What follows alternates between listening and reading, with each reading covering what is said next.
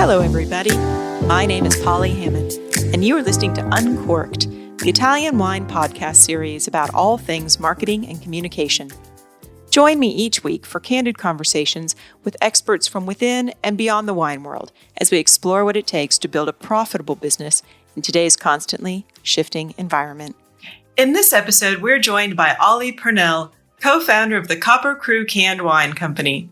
With 14 international wine awards under their belt, the Copper Crew is exemplifying customer centricity. Their focus on premium quality and open discussion of moderation and early adoption of seamless D2C has allowed them to build cachet amongst everyday wine drinkers as well as MWs. Today, Oli and I talk about the value of great market research and what it takes to build a customer-first wine brand. Let's get into it. I laugh because we have the Oli and Polly show today. Oli, welcome. I have wanted to meet you and talk to you for over 2 years at this point because you are one of the 3 founders of Copper Crew Canned Wines. I'm so glad to have you here today. That's right. You're probably the most excited I've ever heard someone to meet me. So that's great. That's really funny. There's this great clip of one of the, this is old school. I'm going to show my age on this. Robert Smith from The Cure receiving their their Walk of Fame, whatever it was. And the MTV VJ is like, "Oh my God, isn't that amazing? Are you as excited as I am?" And he looks at her and he's like, No, I really don't think I am. So that's where we are today. Actually, so the reason that I am super excited to talk with you is that we have been huge advocates for alternative packaging and canned wine, but also just for better messaging and better recognizing who our customers are and just like trying to break out of some of this tradition that we are trapped in wines. And I feel like that you guys have done a good example because you have award-winning canned wines. You know, you got canned wines that are worth talking about.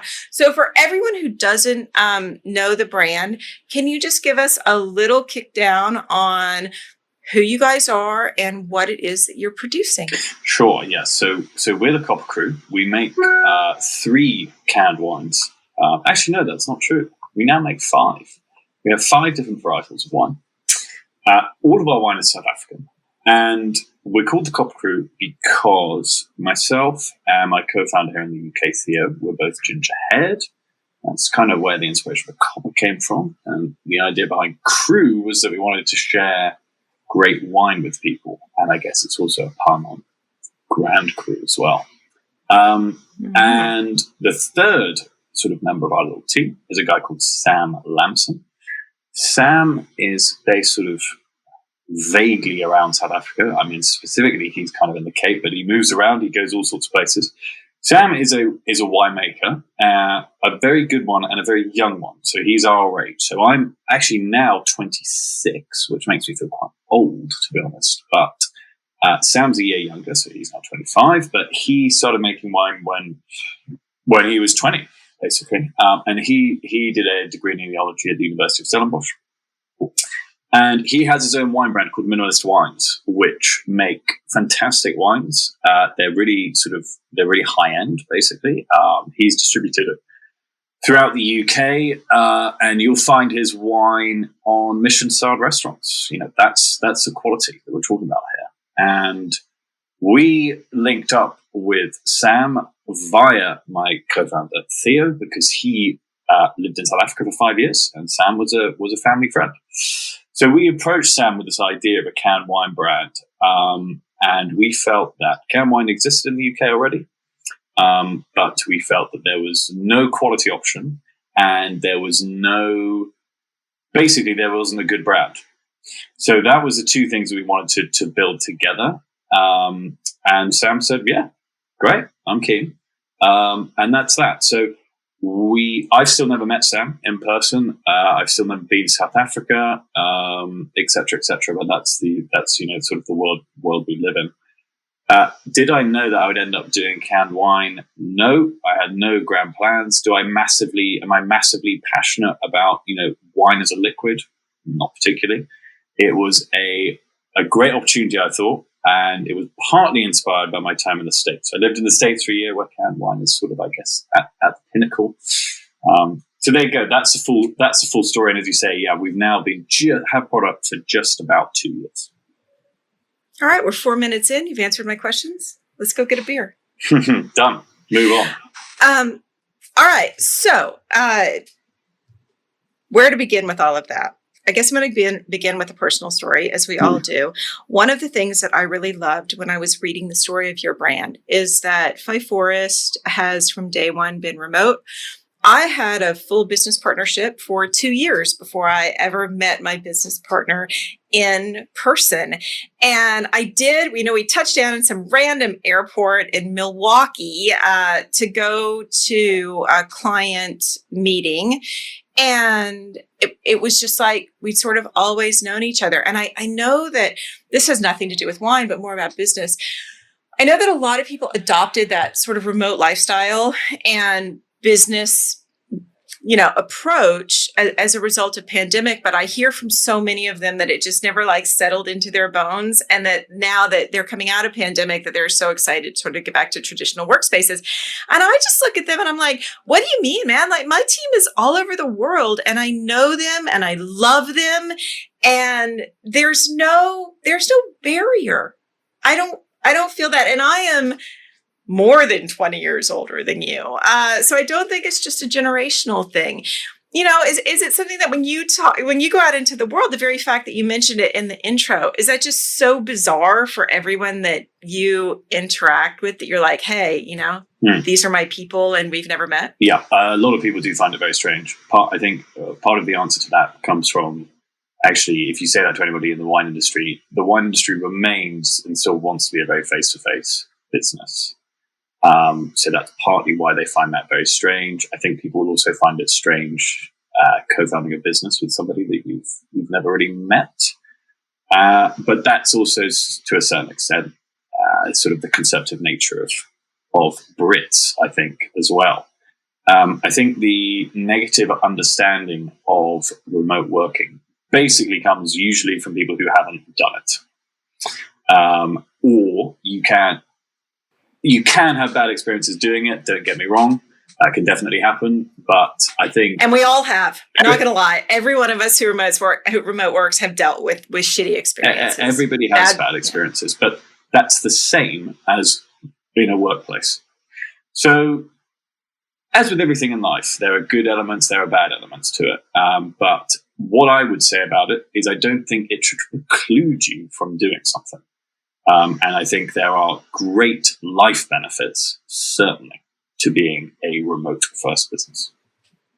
Yeah, it's interesting to me because one of the things that I notice, and this does have to do with what we talk about on this podcast, is that it made me a much clearer communicator. And I noticed that I still have to work on that because we don't have the benefit of 8 hours a day in a cubicle next to each other. If I need something, or even just in terms of personal things, if I'm having a difficult week personally, I have to be willing to say, look, here's what's going on. So I'm working through this. I'm also working on my own things. And just that, what I would describe as probably well communicated issues on one end and well-received empathy on the other end, because we don't have to sit there in real time side by side with one another. Absolutely. And sometimes just getting the right people. I mean, I'm not going to lie. Some people just aren't suited for it. Yeah, of course. And some people aren't suited for being in a workplace either.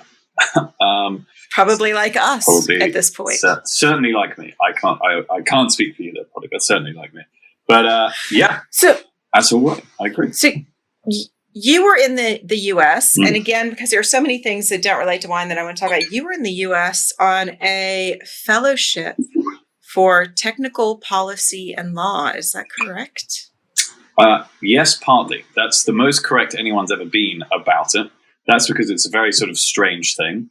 So what I was on something called the Choate Memorial Fellowship, which is Cambridge University send one person a year to go to Harvard to study as a quote-unquote special student. And that's what I was. So what that really means is I was a graduate fellow.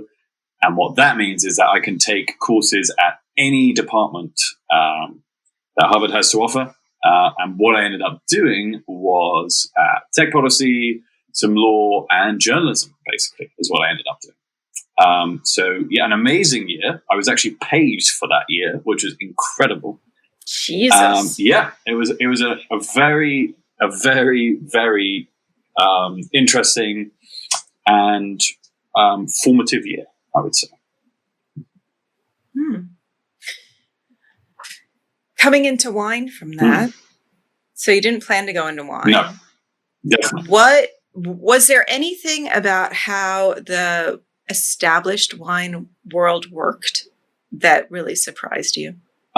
There was nothing particularly that surprised me about it, but there was definitely some things which were part of the motivation for why I wanted to enter it, which is my big beef with wine, I suppose, is that it's kind of twofold. One is there's a lesson which I learned, and I think everybody benefits from learning, which is when I was a student, my focus was on price exclusively. Okay, so I'm only buying wine from a discount aisle, obviously.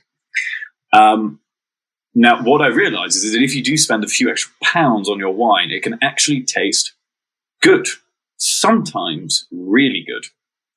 And that, I think, is a lesson that, genuinely a lot of people my age don't know and haven't experienced.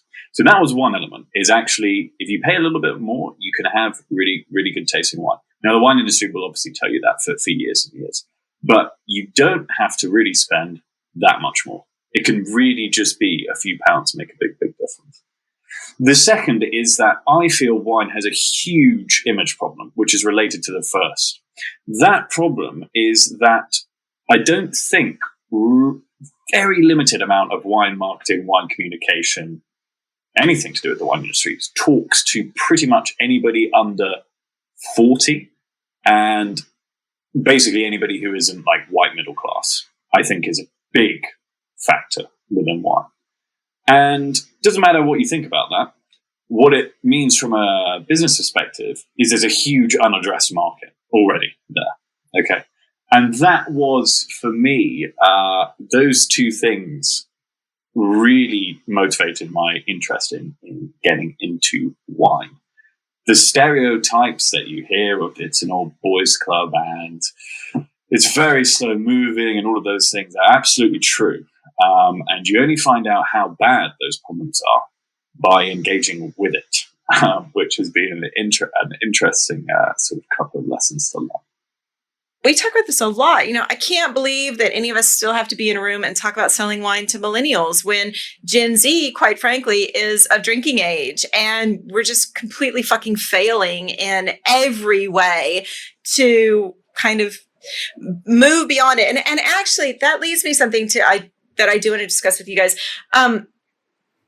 I noticed that when the kind of like old school traditional wine marketing and communication business spaces talk about reaching new audiences, they do it very much in this, we need to get them drinking more. We need to explain to them, we need to educate them. And it troubles me because I've got daughters who are both of legal drinking age, although on the very young side of it, one of them chooses not to drink. And every time I hear a wine marketer say, we're worried because there's a moderation and temperance movement, how are we going to get these people drinking? And I'm thinking to myself, well, my kid is perfectly happy not drinking, for lots of reasons, and she's safer. I noticed that from the very first lines on your website, you're talking about a single glass of wine, a single pour. We don't have to drink the whole bottle. Out of the gate, you have a message of moderation. How's that received? How's that received in the trade versus consumers? Yeah, well, firstly, moderation is good, I think. The aim of the corporate aim of any wine company is obviously to sell as many bottles of wine as possible. That's not something that motivates me at all. I'm really not interested in that. I'm probably much more interested in selling you a better quality glass of wine. Where does this stuff come from about single serve? Well, part of that answer is clearly that that's an argument for cans, right? That's why cans have a sort of functional element over bottles in that sense. And that's one of my personal motivations for choosing cans, was that, again, once I realized I'd spend a few more pounds and it would actually be quite nice, I don't just drink wine. In fact, wine is probably the alcoholic beverage I drink the least of.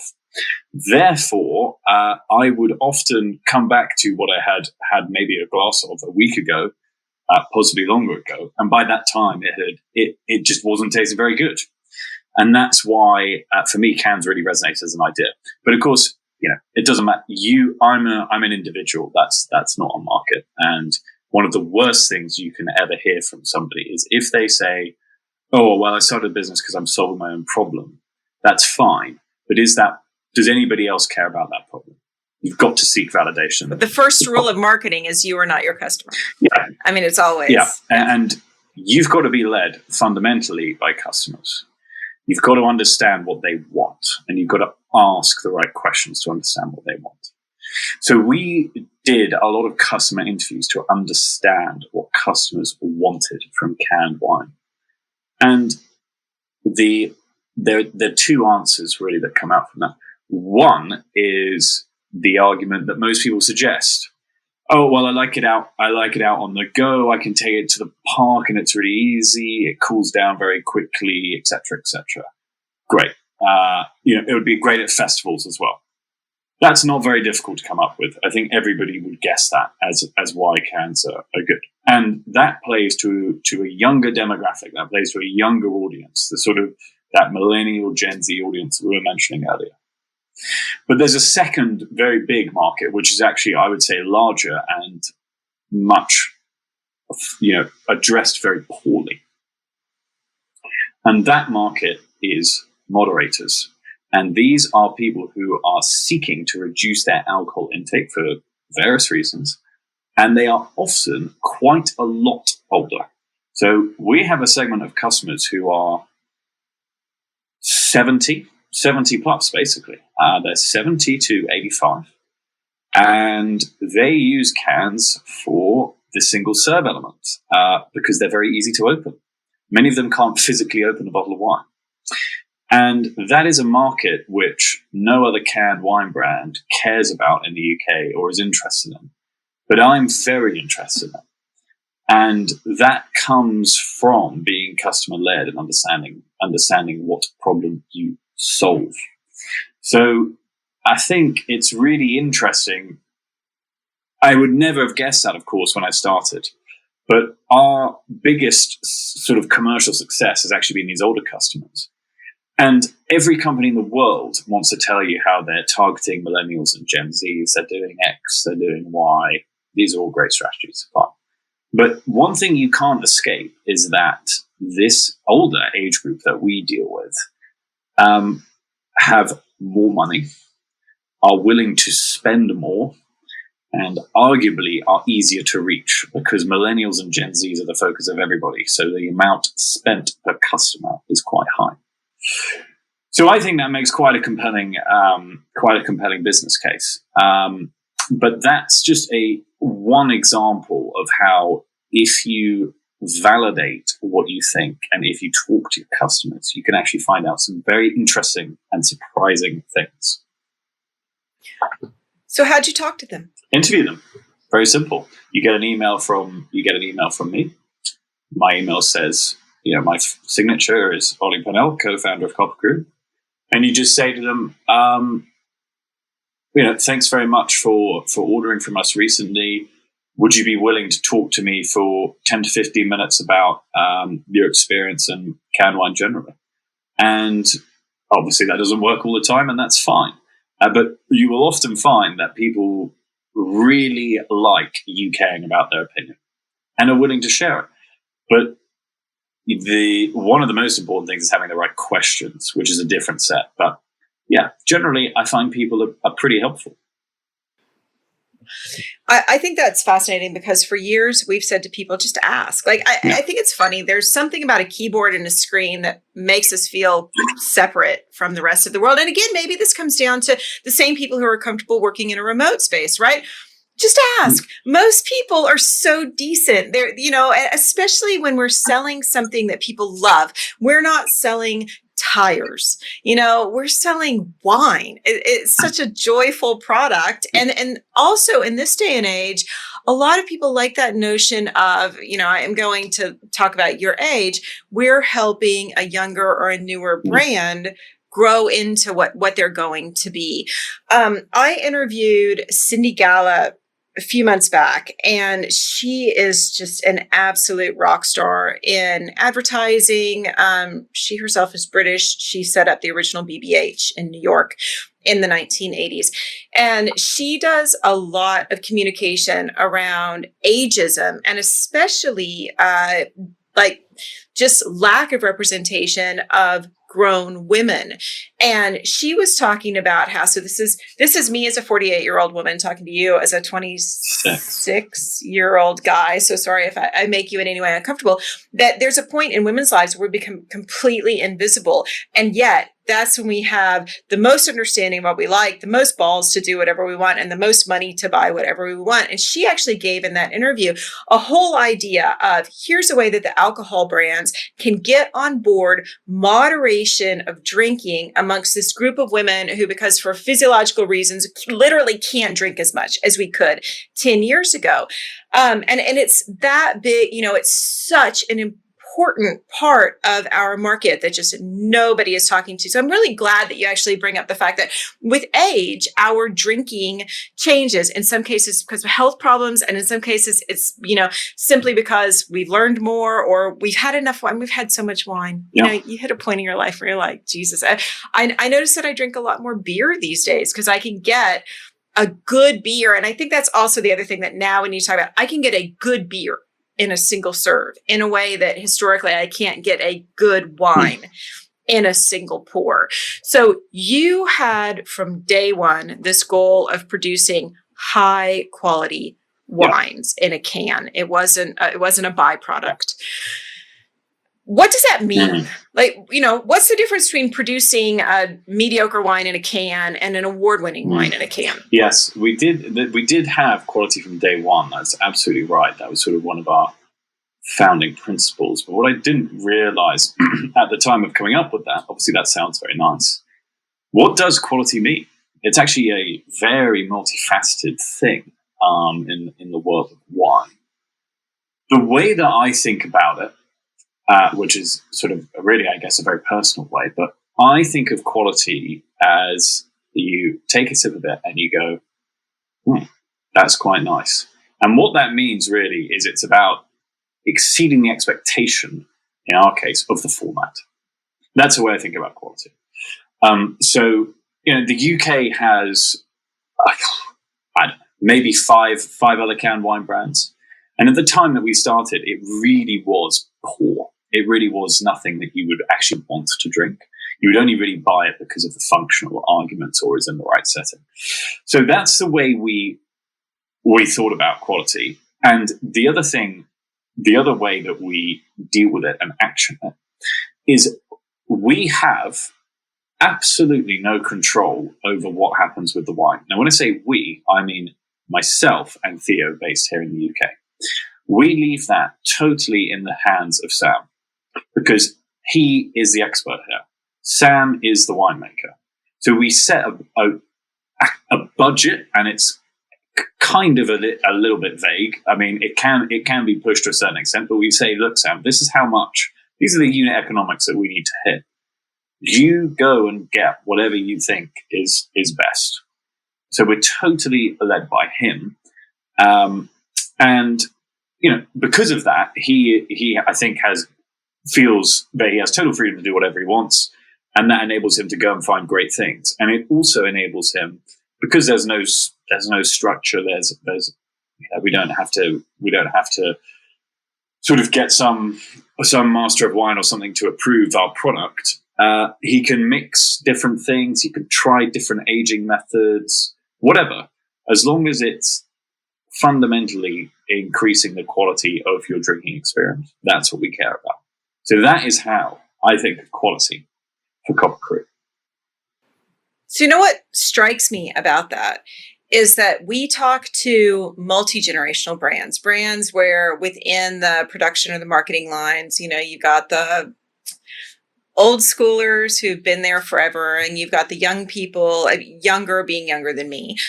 You've got the next generations coming in and doing it. And a lot of what I hear from them, and especially from Gen Zs, and in many cases from women, is nobody wants to hear what they're saying. Right. So I can't help but wonder how much of what you're talking about is a product of the three of you all being equal in age, experience, goals. I mean, like going into something like this with shared goals, which what I'm hearing is those shared goals are not, we're in love with wine. It's the, you know what, we're going to produce a great wine. We're going to have a feasible business model. This is a sustainable brand. Yeah, that's absolutely right. Yeah. I think that, so,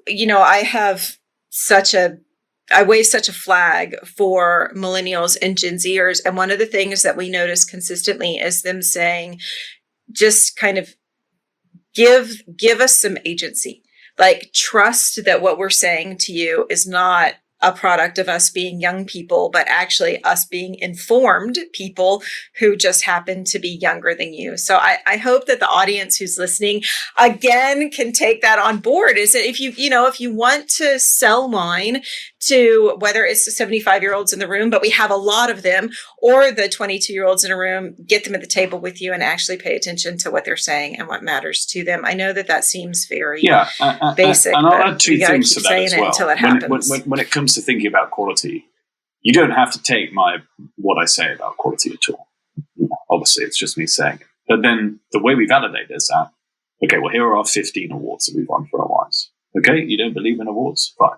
Here are the quotes we've got from any master of wine you want that says this is great wine. Here's the write-ups. So it's about being able to signal to different people in different ways that yes, that's quality. Okay. The other thing is that I don't believe most people want a huge education either about quality or about how we make what we make. But there is a lot behind it. It is not, as people like to say, oh, so you just buy some wine, you put it in a can. No. If you do that, you will get a product which will not work. And there have been many examples of that. So all three of us are also basically nerds, is the other side of it. We all really like getting stuck into academic discussions and academic areas. One of those that we've got into is canning, basically, and to a certain extent, a little bit of sort of wine chemistry and things like that. So again, if you want to have a conversation with me about how we hit quality, then we are always willing to go to that full extent and have that conversation. The reason that it's not on the website, for example, is because 99.9% of people don't care.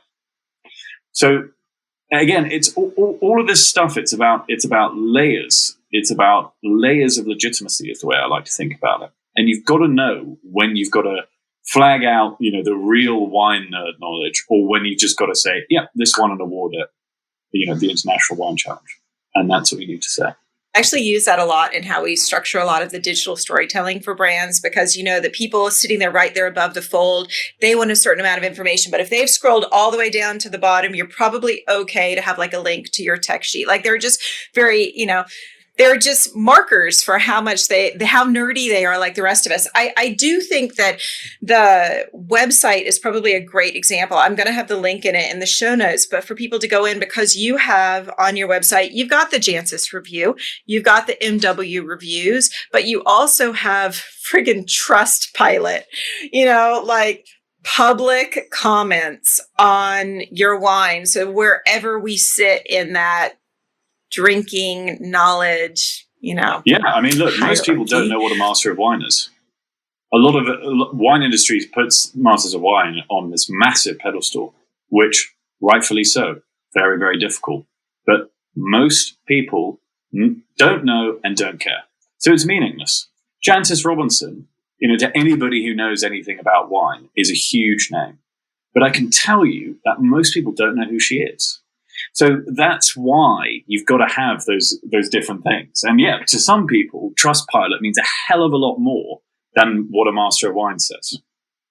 Totally. So you were talking about, other people, they buy some bulk wine, they pop it in a can. I feel like you had two sets of competition when you were going forward.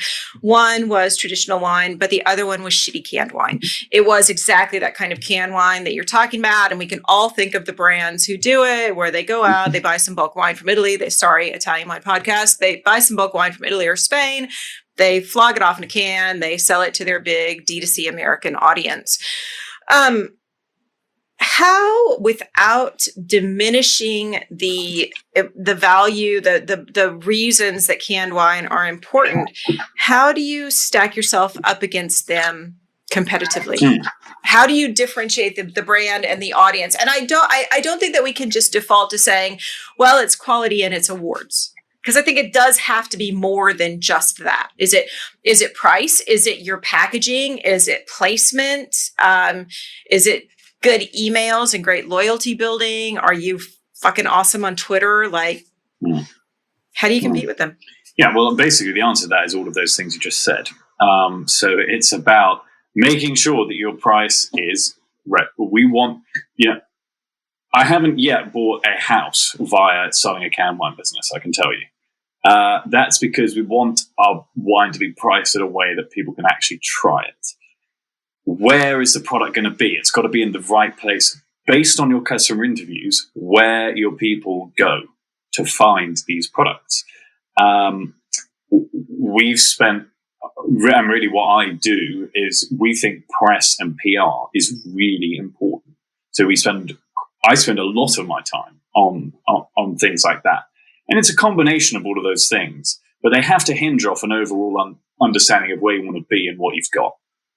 And I would say, just back to your original point about other people and other players in the market, one of the biggest existential risks to canned wine is that absolutely, as you identified, the market becomes associated with just low quality wine. That's definitely a significant market risk, and in the UK has not gone away.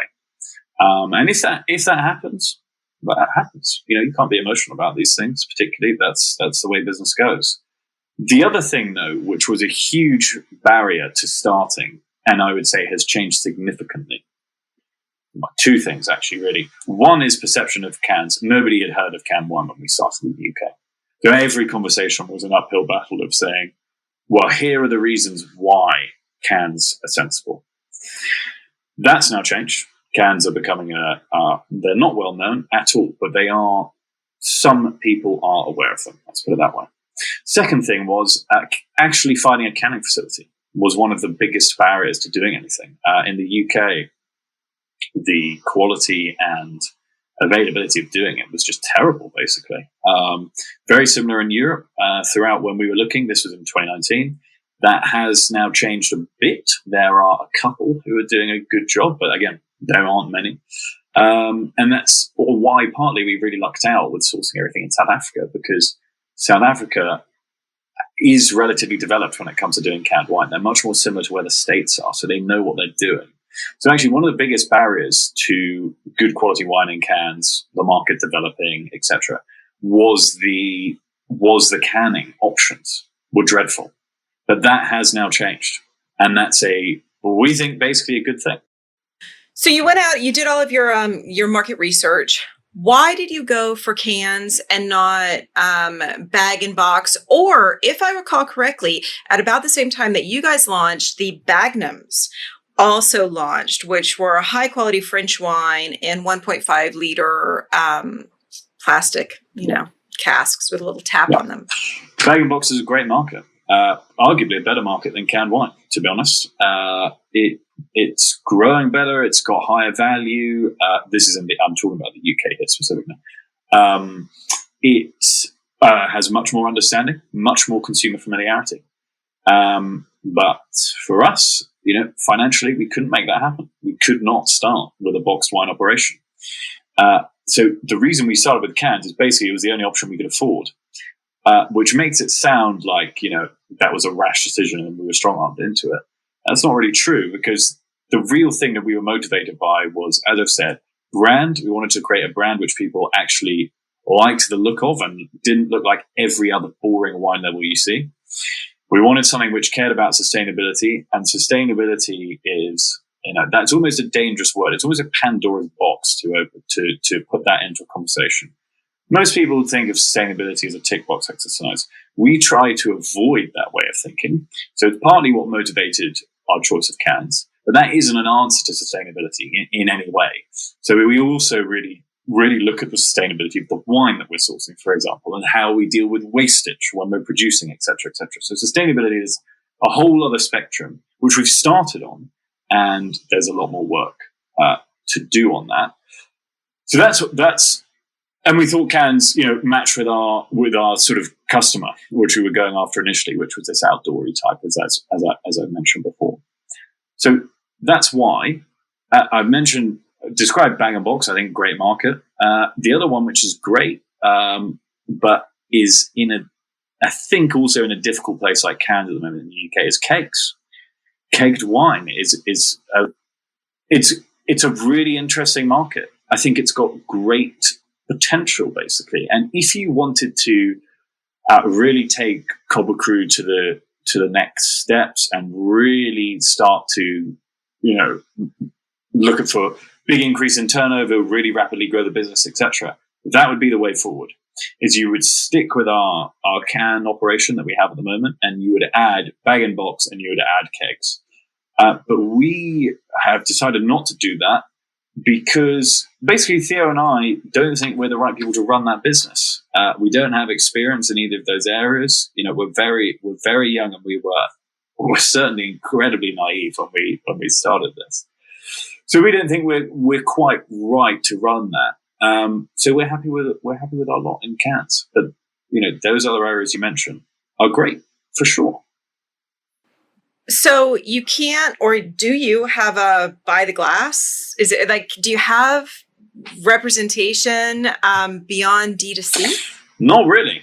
No, we have, we deal with sort of some distributors, but they're not really like, we're not sort of an ongoing customer of theirs.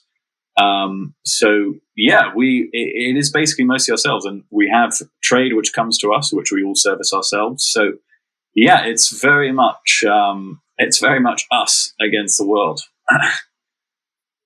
Well, but I deal with brands all the time who they don't have tasting rooms, they don't have wineries, they're D2C only. And the question always is, how do we find and onboard new customers? What does customer acquisition look like when we don't have those mechanisms in which the wine world is entrenched, right? So what does customer acquisition look like? So my understanding or my memory is that the brand launched March 2020. Like we all proceeded to just shut down like dominoes. How do you grow the brand? Grow the brand. That's absolutely right. I mean, immediately the first problem with launching in March 2020 was that South Africa went into a very strict lockdown, which meant that actually we canned our wine on the third week of March. So all of our wine just got stuck in South Africa. There's just nothing you can do. Nothing you can do. So that was the first roadblock. Getting it out of South Africa was genuinely really difficult. And actually, we were forced. The only way we were going to get something out of South Africa before probably the start of 2021 was we had to fly some stuff out of South Africa. That was the only way to get it out of the country, which was hideously expensive. But we felt that we had to start, because the longer we put it out, the longer you put out the learnings, etc. So, our start process was fraught with difficulties. The way that we bring customers in is, firstly, as with anything, I think when you start, initially it was a lot of family and friends. That was how it started. Turns out that our product is half decent. And when you make a good product, which people like and has some value to their life, they like to talk about it. So word of mouth, we think, is a very effective marketing tool, and partly that's what we use.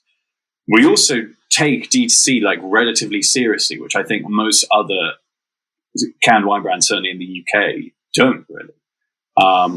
We've really tried to talk to customers. We tried to put good content out there, things like that. And the other thing that we rely on is, as I mentioned, press. is really getting good write-ups, getting people talking about it. Some influencer work as well, which, we don't do influencer stuff that's not outsourcing that to some social media agency. That is us doing it all kind of organic. We're very, very big on organic. And that's really how we've grown and how it continues. So you worked. Basically. Guess what? How do you build a business? Yeah, basically, because there are many ways to run a business, and no one way is necessarily better than the other. But if you really wanted to kick things off here, you'd have to get in, I would say, at least £500,000 quid, possibly £1 million quid. That would put us down to, a very small amount of equity realistically. And then you're paying, a lot of businesses pay for growth. And we're seeing now how a paid growth model really can upend you in serious difficulties, I would say. So your point about looking for a business which is sustainable was one of also the main factors that we wanted, both Theo and I wanted, is we wanted a business which actually made financial sense nearly from the start. I mean, did it make financial sense right at the start? No. But we wanted something which would lead to something financially sensible, relatively quickly. So that's how we've approached it. It sounds sort of kitsch and a bit. It almost sounds anti-ambition, but it's really not that. It's really about doing a couple of things really, really well and trying to be realistic about the situation and how the market is growing, rather than throwing money maybe at a market which actually doesn't exist and isn't ready for a lot of money to be spent. We noticed that a lot of wine brands, just because they got into digital so late in the life of their brand, don't necessarily see the many ways that they can or cannot spend their money right in a digital space. So when we say that growth can be very expensive, I think a lot of it is because brands often will spend their money in the wrong way and won't know the questions to ask of the service providers. But one of the things that stood out to me when I was doing my research for this, coming back to your fellowship, so tech policy and law, working in a digital space, working in the UK and Europe, California, and a handful of states right now, this is just one piece of compliance legislation after the next that's changing. So is this even something that, with that huge brain of yours, that you were thinking about when you were laying out the business strategy? Did you sit around and you're like, well, GDPR is going to change and Ireland is threatening to shut down Facebook? I mean, is that part of the tech policy and law that you explored? Yeah. Well, firstly, I'll just pick up on the stuff about digital for other existing wine brands. The other big thing that's available in the wine market, I would say, the quality of digital stuff that's put out in wine is dreadful. It is literally 10 years behind almost any other market, because most people don't understand anything. They almost don't should we have an Instagram page? Some of the conversations I've had have been... I'm going to interrupt to say, I have a joke about this. This is what it is. My nephew told me that I should do it. This is like the just daily sort of thing that we hear, because I agree with you and I try so hard not to be judgy about it. I mean, you are very non-judgmental. I'm older and more set in my ways and more judgmental. But man, some of it is bad, and it just kind of makes you want to weep, because you're like, come on, you've got so much potential. Yeah. You can do this. You can go there. But what it really goes to is it's bad business. I would say you're not serious if you haven't thought about these things. What are you doing? Seriously, that is the way I view it. So you can say that our business strategy is kitsch, but I would say, well, we take those things very seriously. Have you even touched them? And often the answer is no. And I feel like, actually, you know what? If I really wanted to make a good living in the wine trade, my best thing would to become sort of like a digital consultant or something, and say, look, I'll set up and run your Facebook, Instagram, and TikToks. I think that would actually be a far better paid avenue. But that's the other thing is that does actually provide quite good space for people who care about it and put effort into it to make a bit of an inroad there. In answer to your question about things, real tech policy stuff, GDPR changes, iOS changes, things like that. When it comes to thinking about running a business, no, those things do not stop me, and I don't particularly think about them. The reason is that one of the biggest pieces of advice I ever give to people who think I have legitimate advice to give them, is I say, you got to start. That's because you only start learning, which is the most important thing that you're doing when you start. So start. And also, I can guarantee you, if I knew everything that I know now, I of course wouldn't have started. Naivety is a very important and actually powerful, potentially powerful asset. So I think that's actually quite important in getting a business started, is just kind of being naive and willing to learn fast. And learning fast means correcting mistakes and not just doing the same thing, keep smashing your head against the wall and not adjusting your path. That's wrong. It's about rapid experimentation and learning from those experiments.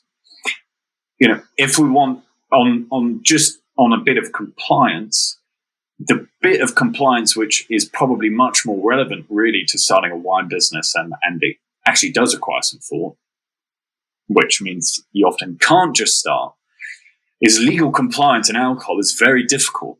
In the States, it's incredibly complicated because each state is different, which also means that distributors stack up and up and up. So making margin is very, very difficult in the States.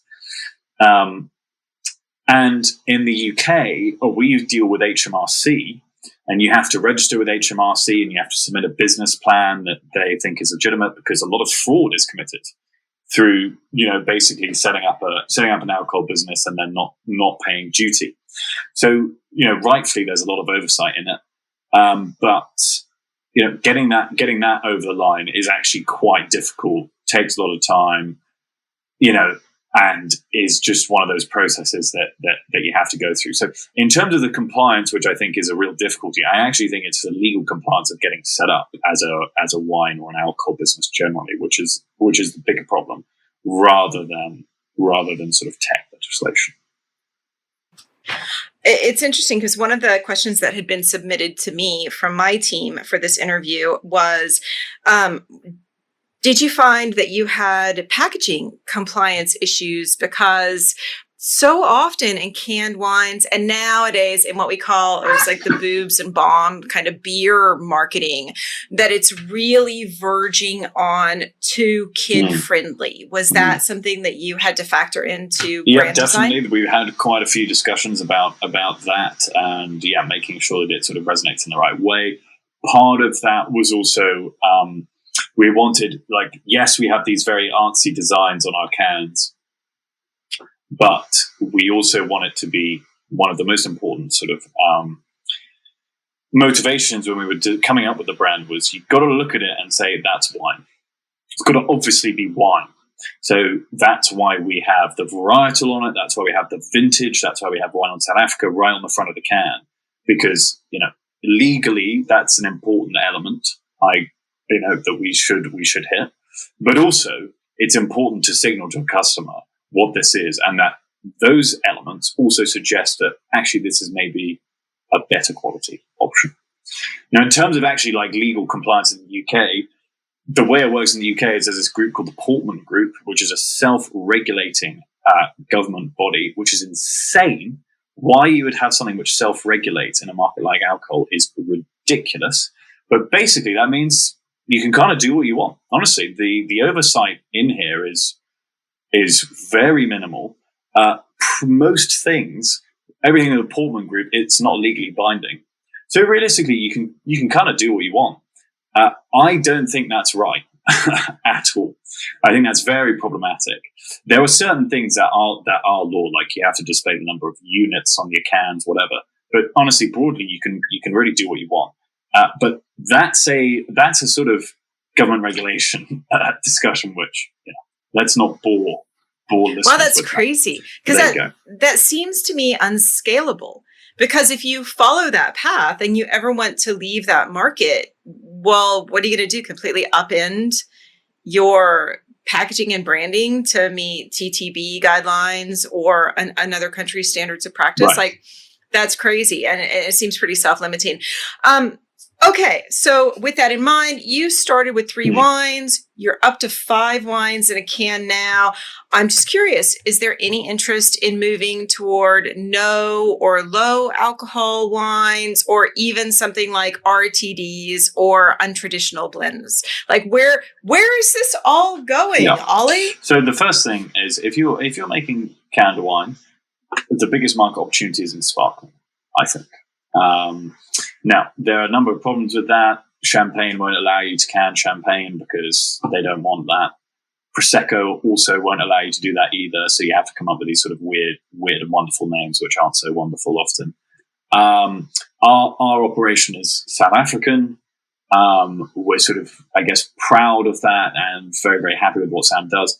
South Africa, their sparkling wine is Cap Classique. That doesn't really mean anything to anyone. So I don't think that we're really in a position to come up with a sparkling particularly, which is unfortunate, but that is the way it is.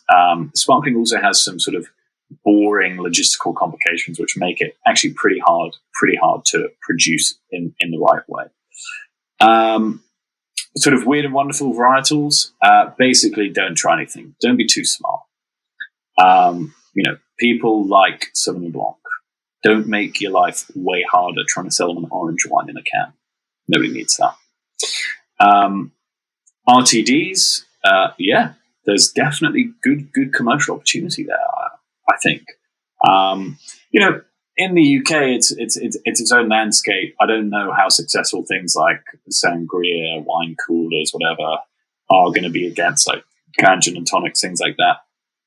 I kind of don't see them that much. We don't get very much interest. And from what I know of the market, I wouldn't really suggest that as a great place to be. I could be wrong. So that's sort of partly where I see the market going. I think also the other thing is that size is really important. So this is another boring thing, but basically cans in the UK, the size of your can is dictated by weights and measures defined by the government. And here, you can do canned wine, still wine in 250 ml, or you can do it in a 187 ml can. And actually, I think a 187 ml can is the best place to be. Why? Because that is a genuine single serve. So that's a middle, sort of medium-sized glass of wine if you ask for it in a pub. And that really, really works for travel, things like planes, trains, all of those environments. That actually really works really, really well. The problem with that is that the company who make those cans, which is a huge company which produces hundreds of billions of cans a year, they don't think that it's a good enough market. So they've actually stopped producing them. So there's this sort of weird rush to catch all of these cans that have existed. But getting hold of them now in the UK is really, really, really difficult. So that's sort of the way I see, canned wine as a market playing out and where I think opportunity is. And then the last bit, no and low. No and low is great. I love no and low options and no and low drinks. In the UK, no and low beer is going through actually really pretty, I think explosive is too dramatic. It's going through good growth. And there are some great brands who are making really good tasting, high quality options. Our view on no and low is something we really want to do, but it's something that Sam says, no, can't be done. I cannot produce something of the quality that matches what we currently make in a no and no space. Says that is changing through some technical innovations that are coming and basically in kit that's available. But at the moment, he is not comfortable doing that to produce something of the quality that we make. So that's why we don't do no and low. Awesome. It's a good reason. I have a last question for you.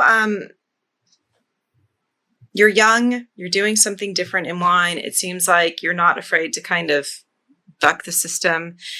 Any chance that you would write this up as case study, as examples? Because one of the things that other industries get that we just don't get in wine is clear case studies of what worked, what didn't work, something that other brands can rely on, that the next set of Copper Crew coming up behind you can say we can learn from their mistakes without making it again. Yeah, no, I like that idea quite a lot. At the moment, really, these last sort of couple months of the summer as well. Yeah, I've been reflecting on exactly that, and I should write a lot more of my thoughts down. I find it sometimes I find a little bit of money helps motivate me to write such thoughts down. Ooh, nice addition to the podcast. Yeah, well done. Yeah, exactly. So, all people willing to pay for my views are very welcome to get in touch with me. Oli at coppercrew.co.uk. But yeah, in all seriousness, it is something that I do want to. I do kind of want to write down, will that be some sort of grand case study? I don't know. Will this be the case study, Polly? Maybe this is it already. I mean, I just noticed that we have, we've got moving targets and how we communicate, advertise, what compliance is, what consumers expect of us. And I think it's because of our old school conservative nature as an industry. We don't want to be open about failures. In the tech industry, in digital, we're all completely honest with one another about things that we tried, what worked, what didn't. And we keep that so close to our chest in wine that we don't get, that kind of like whole growth, that rising tide lifts all boats sort of idiom thing. That's very true. That anytime, it would be great to just have people like yourself who are willing to take risk and so open about discussing it, to share that. Because I hope that the future of wine is more willing to risk, and more willing to communicate, and more willing to be interesting and joyful and love what we do, and not be completely attached to this gravitas that has come before us. I totally agree. I think you're absolutely right. If me writing a case study inspired somebody to do something of our age with sort of similar ambitions, that'd be fantastic. I would see that as actually a great success for Copper Crew. And I would say that, as you sort of hinted at, doing what we do is most of the time very unrewarding and quite difficult. And that is the reality of starting in this space. I think wine is particularly unrewarding because it's such for like insurgent brands, because it's such an old, slow-moving, difficult market to crack. And I spend quite a lot of time talking to other founders in all kinds of different spaces.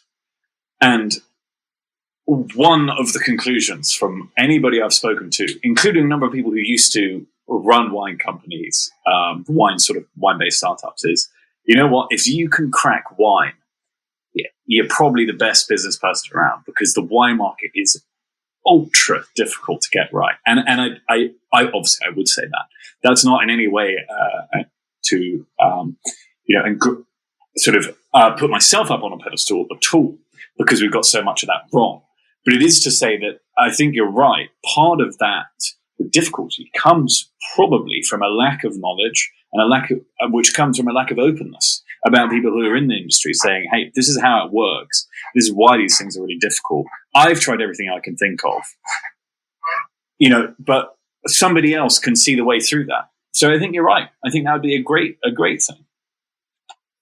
We'll also just talk to people is the other thing. That's my other recommendation for other people. If you think that what we do at Copper Crew is interesting, much like you did, Polly, send me an email. Then we can talk about it. That's you can't fear social interaction if you want to be an entrepreneur. And you'll find that when people get in touch, it's nice usually to share a story. I quite enjoyed doing it. So that would be my other big recommendation to any sort of aspiring wine people who have said, I've wanted to start something for a long time. Just talk to other people who are in, it doesn't matter if they just make bag-in-box or cans, whatever. They'll have something of value to say. So talk to people. Talk to the young, open gingers in the room who are going to tell you the truth about it. No holds barred. Absolutely. Awesome. Awesome. Oli, I appreciate your time so much. I know that you're sweltering there in the UK, and I'm going to let you now go and turn on air conditioning and fans because God bless everyone who's trying to podcast in this heat. I'm pleased to finally meet you. Thank you so much. Thank you very much for having me.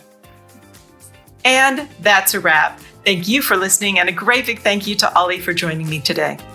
The Italian Wine Podcast is among the leading wine podcasts in the world, and the only one with daily episodes. Tune in each day and discover all our different shows. Be sure to join us next Sunday for another look at the world of wine marketing.